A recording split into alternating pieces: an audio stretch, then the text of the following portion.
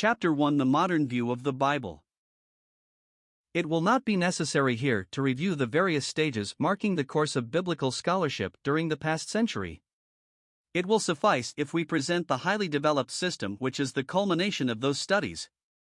This system was articulated and put into its present widely accepted form by Professor Wellhausen IV, who is regarded, therefore, as the one who securely laid the foundation for the entire reconstruction of biblical knowledge. He also greatly helped in building the superstructure.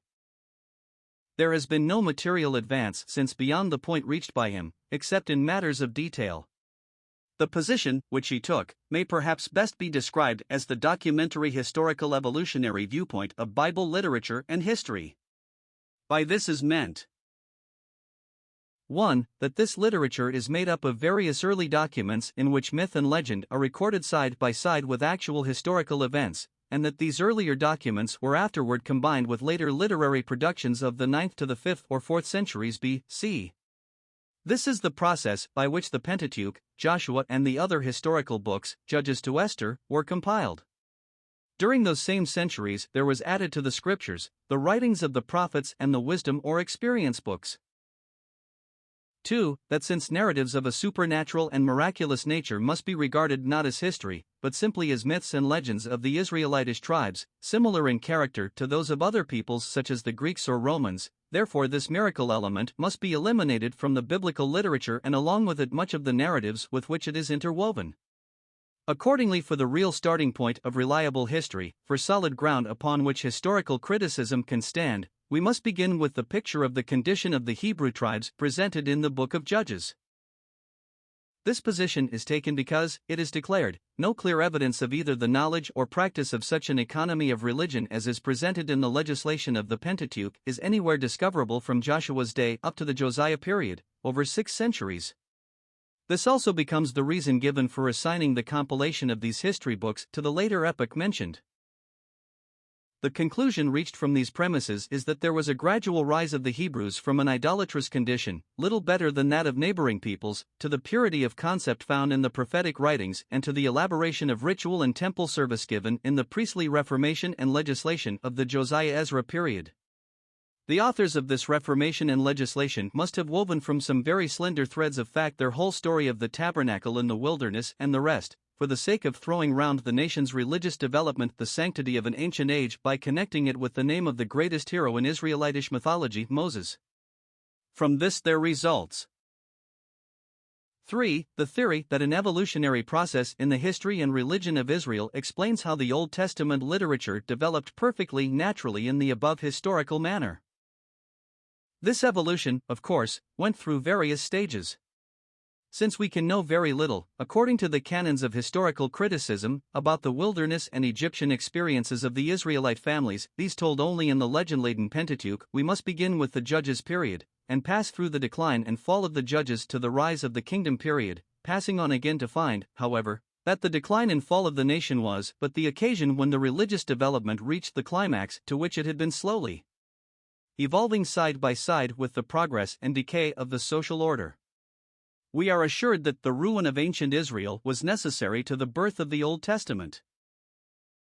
This religious history, it is claimed, is the story of an upward climb from polytheism with its many altars and sanctuaries to monotheism with one central sanctuary, an organized priesthood, an established system of sacrifice and service, and a large body of law. Further, that while certain documents were in existence during these centuries, purporting to give the earliest history of the people and even carrying back the record to the creation as well as containing perhaps a limited number of simple laws, the work of compiling, editing, and greatly amplifying them was not undertaken until the decline of the kingdom, the ensuing exile and subsequent restoration. This is stated thus. The Mosaic Law, instead of being the force that set the peculiar development of Israel in motion, was itself the product of that evolution. Again, religion was in the world many ages before the Hebrew nation was born. Our problem is not, how did religion arise? But, how did Bible religion arise? When we go behind the scenes and begin to consider the circumstances amid which, and through which, the Bible religion came into the world, we are thrown back upon a local, definite, concrete situation of great interest. Yahweh 5, i.e., Jehovah, emerges into distinction through a struggle against Baal worship which was derived from the Amorite side of the nation's ancestry. We do not connect him with warfare against Marduk of Babylon, or Ammon of Egypt, or any other faraway deity. It is the Baal idea that serves as the foil against which the Yahweh idea takes on its distinctive character. The Bible religion, then, took form around the idea of Yahweh. We shall never know how the worship of Yahweh first became current. 6.